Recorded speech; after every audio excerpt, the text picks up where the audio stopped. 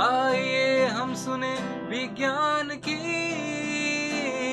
अनकही कहानियाँ।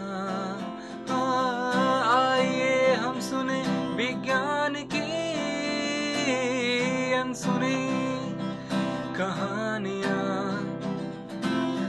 एक नई दुनिया की आवाज आपकी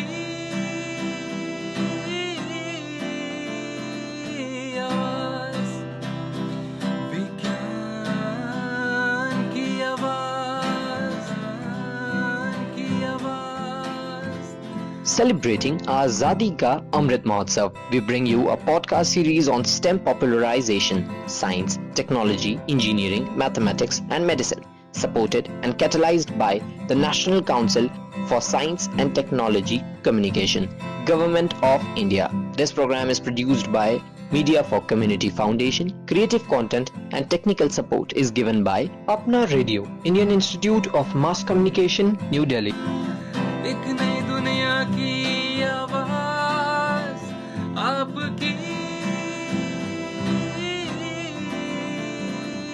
आवाज, विज्ञान की आवाज, की आवाज, की आवाज।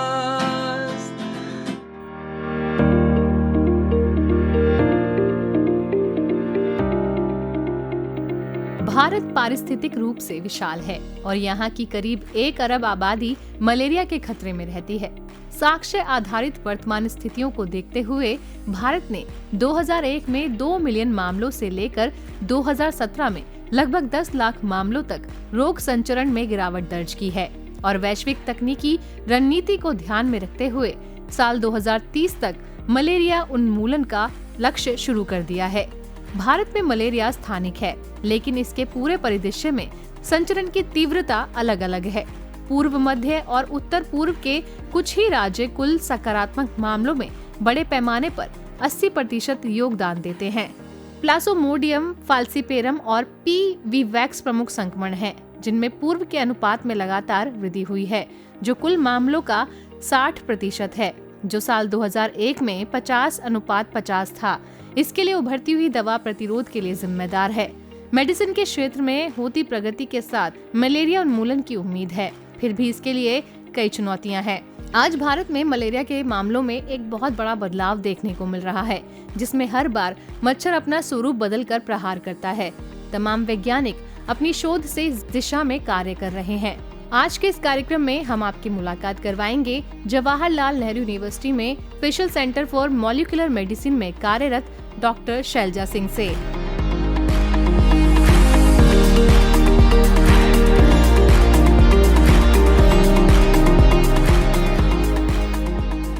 My work is totally focused towards malaria, और ये मलेरिया जो डिजीज़ है वो पैरासाइट के थ्रू होता है। So basically like viral fever cause करता है, उसी तरह मलेरिया वो डिजीज़ पैरासाइट से होता है। In this parasite we have 5 type, जिसको हम कहते हैं जैसे plasmodium falciparum, vivax and plasmodium knowlesi, plasmodium ovale and plasmodium malariae. तो these 5 parasites can cause human malaria. In these 5 species, only 2 species like falciparum and vivax, they cause the severe malaria. For example, जो malaria के related death होती है specifically focused है bye these 2 parasites which are vivax and the falciparum. Now malaria parasite जो है वो कैसे एक ह्यूमन से दूसरे ह्यूमन में जाता है और इसका कॉज क्या है। जैसा मैंने आपको बताया कि पैरासाइट मलेरिया को कॉज करता है। पहले मलेरिया के लिए कहा जाता था कि माल एरिया, मतलब जहाँ पे गंदगी है वहाँ पर मलेरिया डिजीज होगा। बट जब हमारे साइंस ने प्रोग्रेस किया और हम इसके बारे में बहुत कुछ जान पाए, तब हमें पता चला कि ये malaria parasite through mosquito transmit होता है। इसका मतलब अगेन मॉस्किटो भी गंदगी से रिलेटेड है। सो जहाँ पर मॉस्किटो ब्रीडिंग होती है वहाँ पर ही मॉस्किटो ज्यादा लार्वी है और वहीं पे मॉस्किटो पैदा होते हैं। उस कंडीशन में जब वो मॉस्किटो, स्पेशली जो फीमेल मॉस्किटो है, जब वो अपने प्रोटीन रिक्वायरमेंट के लिए ह्यूमन को बाइट करता है, उस केस में क्या होता है, वो मलेरिया पैरासाइट अपने अंदर लेती है। जो मलेरिया पैरासाइट है वो ह्यूमन में भी बहुत प्रोग्रेस करता है, but at the same time जब फीमेल मॉस्किटो ह्यूमन को बाइट करती है तो it goes to female mosquito and it completes its life cycle. For example, why only female mosquito bites human, that itself is a question, but in that case like a female mosquito has a requirement of protein for its egg laying capacity. Egg laying के लिए जो protein का requirement है, इसीलिए वो human पे feed करती है, क्योंकि आपको पता है कि हमारे ब्लड में प्रोटीन का रिक्वायरमेंट पूरा हो सकता है उस मॉस्किटो के लिए। बट ड्यूरिंग दिस प्रोसेस जब पैरासाइट मॉस्किटो में पहुंच जाता है और वही मॉस्किटो जब दूसरे इंडिविजुअल को फिर से बाइट करता है, तो इसीलिए एक इंडिविजुअल से दूसरे ह्यूमन बीइंग में पैरासाइट का ट्रांसमिशन होता है। अब आपको जब पैरासाइट का ट्रांसमिशन रोकना है तो दो तरीके हैं, या तो आप ह्यूमन को ट्रीट करें थ्रू द ड्रग, तो आप पैरासाइट को ह्यूमन के अंदर ही किल कर दिया। दूसरा, आप मॉस्किटो को किल करें तो वो उसका ट्रांसमिशन खत्म हो जाएगा। और तीसरा तरीका ये है कि आप मॉस्किटो को किल ना करें, लेकिन पैरासाइट को मॉस्किटो के अंदर किल करें। So in that case, because you want to be environmental friendly ecosystem, you don't want to disturb, because these mosquitoes are also quite important to maintain the ecosystem. So in that case, you would like to have the parasite to be killed inside the mosquito, but you don't want to kill the mosquito. So that's what the novel strategies are very much required, and that's what every researchers are working towards malaria,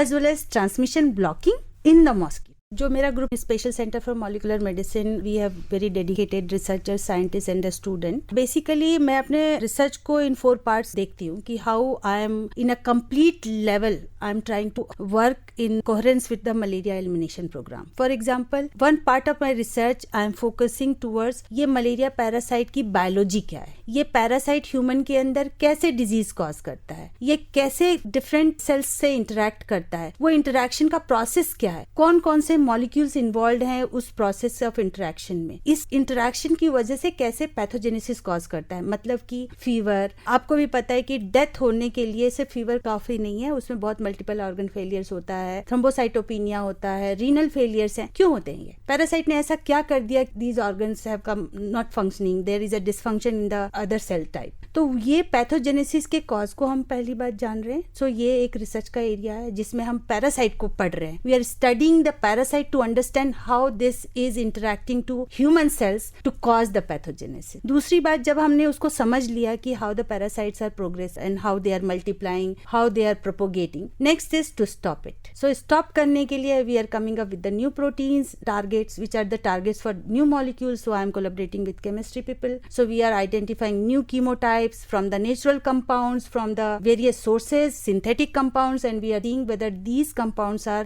killing the human malaria parasites or not. Now the question is कि the source of chemotypes are enormous. For example, very interesting work which I could want to mention here, that already traditional medicines are there which are being used in many parts of India for malaria, but we don't know what are the real chemotype present in those traditional medicines. So to identify, scientifically explain that, okay, this molecule or this chemotype is killing the parasite and what is the mechanism to kill. In that line, I collaborated with Nigeria. So Nigeria traditional plants are very much well known for anti-malarials. We found many compounds from that. Then I also investigated many of the traditional plants in India and we have identified again. So I have more than 150 publication towards this where we have identified new molecules. But most importantly, like I come from Chhattisgarh. In Bastar area, there is a lot of malaria burden, and their very traditional way was that they use red ant biting to just overcome this malaria type of disease. So in that case, we collected fire ants and then we analyzed their venom. Then in that venom, we have found anti-malarials. Just an example I'm saying, but again, we are also going ahead, and because nowadays the concept is come,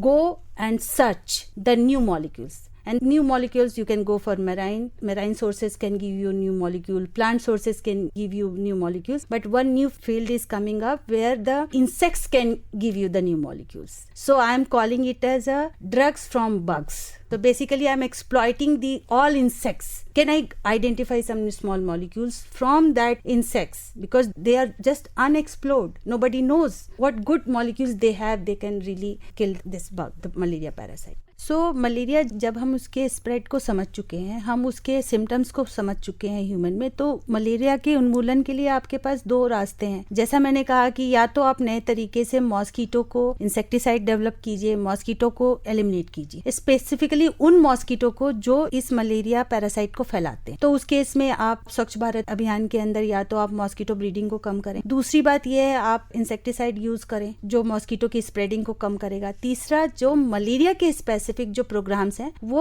insecticide treated बेडनेट्स freely provide करते हैं endemic areas में। मतलब कि आप mosquito बेडनेट के अंदर हैं तो फिर आपको वो मॉस्किटो एटलीस्ट बाइट नहीं कर रहे हैं और in that case you are very much safe against malaria. So these are the thing at the level of mosquito. For malaria को ह्यूमन के अंदर खत्म करने के लिए जो रास्ते हैं, आप नए ड्रग बना सकते हैं। नए ड्रग इसलिए मैं कह रही हूँ क्योंकि जो ऑलरेडी एग्जिस्टिंग ड्रग्स हैं वो malaria parasites are coming up with the resistance against those drugs. For example now the same chloroquine और same artemisinin if I am taking which are the known anti-malarials, but they are not effective because the parasite have mutated themselves, they have changed their physiology and metabolism, so they are not been killed by the drug. So in that case you need a new drug. जैसे mosquito, पहले आपने सुना होगा रात को आप bednets में, if you are living in the endemic area, आप छत्तीसगढ़ में, झारखंड में या उस जगह पेरेंट्स कहते हैं कि आप मॉस्किटो से बचने के लिए बेडनेट के अंदर ही रात को सोएं। बट अब मलेरिया पैरासाइट को स्प्रेड करने वाले मॉस्किटोज ने अपना बिहेवियर ही चेंज कर लिया। अब वो नाइट बाइटिंग मॉस्किटो नहीं है, वो डे बाइटिंग मॉस्किटो है। तो क्या आप बेडनेट्स के साथ बाहर थोड़ी जाएंगे डे में? Because for work, for play,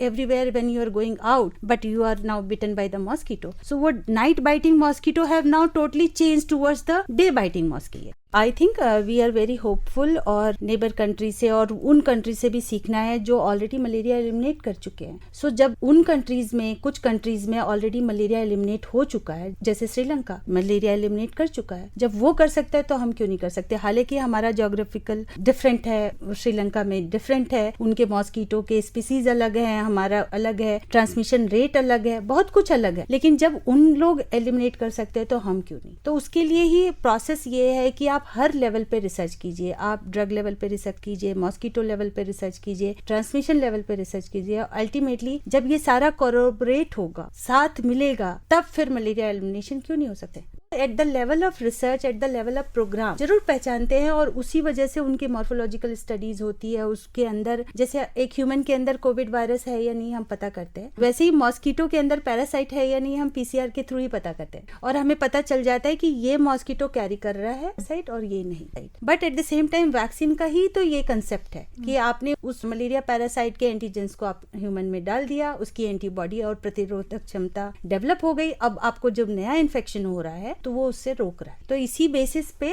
पर मुझे लगता है वैक्सीन को still we will be taking more time to develop the vaccine, but drug का काम, बिकॉज ऑलरेडी क्लोरोक्विन, आर्टेमिसिन हमें पता है they are working, but again as you said कि पैरासाइट खुद को चेंज करके इनके अगेंस्ट अब प्रतिरोधक क्षमता खुद बना चुका है पैरासाइट, तो उस केस में हमारे को नए ड्रग की जरूरत। तो मुझे तो यही समझ आता है कि एक ह्यूमन को अवेयर होना चाहिए, कि एक आम जनता को ये अवेयर होना चाहिए कि जहाँ पर गंदगी है, जहाँ पर यदि हमने देखा है कि वहाँ पे मॉस्किटो ब्रीडिंग हो रही है, तो वो प्रोग्राम के साथ, जो मलेरिया एलिमिनेशन प्रोग्राम के साथ कोऑर्डिनेट कर सकता है कि प्रॉपर रिपोर्टिंग की यहाँ पे there is a mosquito breeding हो रही है और नहीं हो रही है, आसपास को क्लीन रख सकता है। और दूसरी बात कि इमीडिएटली जैसे मलेरिया एलिमिनेशन प्रोग्राम में आपको पता है कि जो इफ ट्रांसमिशन को रोकना है तो आपको रेगुलर इंटरवल में आपको रिपोर्टिंग करनी चाहिए कि if you have a fever, तो प्रोग्राम वाले आ रहे हैं, आपसे क्वेश्चनेयर भरा रहे हैं, आपको पूछ रहे हैं कि कब आपको फीवर आया था और आपने वो 3 दिन की मेडिसिन खाई है या नहीं, जो कि आर्टेमिसिन कीमोथेरेपी के नाम से है। क्योंकि आप उसको प्रॉपर कंप्लाई नहीं करेंगे तो पैरासाइट रेजिस्टेंट बनेंगे। ये तो हमें एंटीबायोटिक के बारे में भी पता है कि हमको यदि 5 दिन का बैक्टीरियल एंटीबायोटिक का कोर्स चल रहा है और हम उसको 3 दिन ही खाते हैं तो हमारे को बैक्टीरियल एंटीबायोटिक रेजिस्टेंस हो जाता है। सिमिलरली मलेरिया एलिमिनेशन आम जनता जो उससे सफर कर रही है तो उसको कंप्लायंस करना है गवर्नमेंट के मलेरिया एलिमिनेशन प्रोग्राम से, क्लीनिंग के लेवल पे,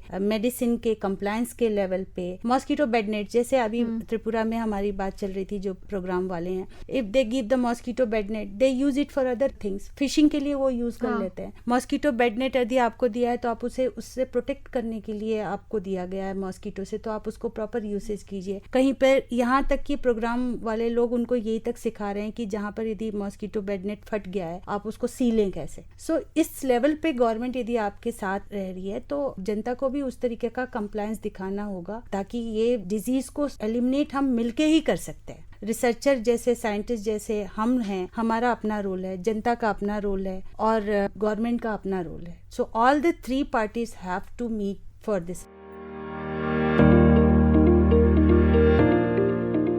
डॉक्टर शैलजा सिंह, आपका हमारे साथ जुड़ने के लिए बहुत बहुत धन्यवाद।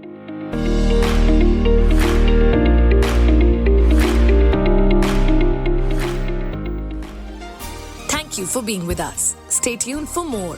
You can also listen to these podcasts on Spotify, Apple, and Google.